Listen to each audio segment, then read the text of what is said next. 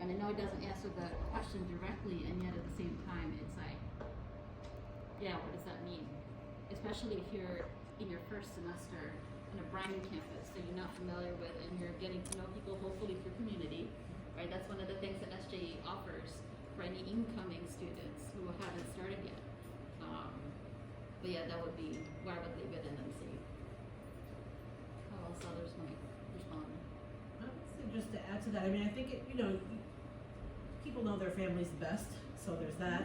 And I think, there's a difference in some ways between families that don't understand but are willing to kind of come along with their, with their awareness, and then families where it's just like not safe physically or otherwise, right? So I think everybody has to kind of make that determination as best as you can for yourself.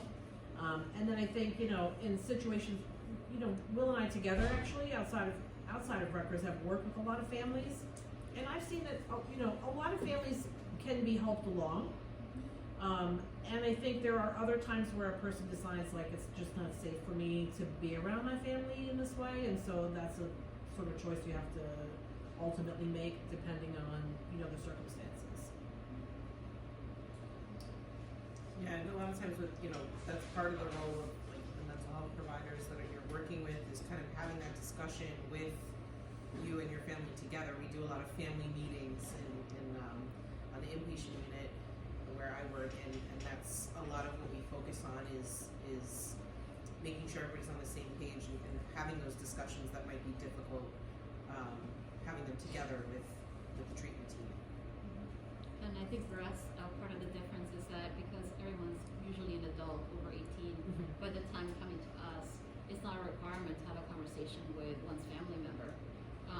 So that's under very rare occasions or life-threatening circumstances where we would be like, okay, well maybe we need to have a conversation with a parent who's gonna at least be supportive, but we don't, in the previous work that Amanda and I did, there would be opportunities where literally like families would come with individual who is transitioning, but that's a particularly distinct kind of family that is wanting and willing to be supportive and to go through that parallel process and journey.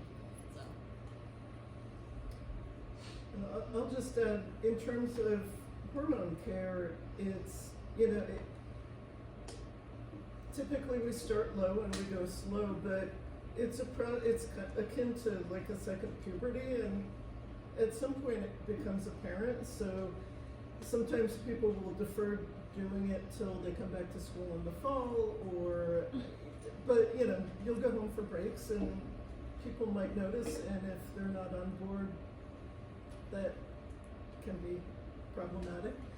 And even though you're typically 18 and older and able to give consent, sometimes withdrawal of financial support is a real thing. And I've had a number of students through the years who have really wanted to be on hormone treatment, but have decided that they can't afford the financial ramifications. So it's a tough age because you're legally able to consent, but you're not necessarily financially independent. Are there any questions from else before I go to the next one? Got it. The next question that was asked was, what are some avenues I can go through for my transition? By that, just like both in Rutgers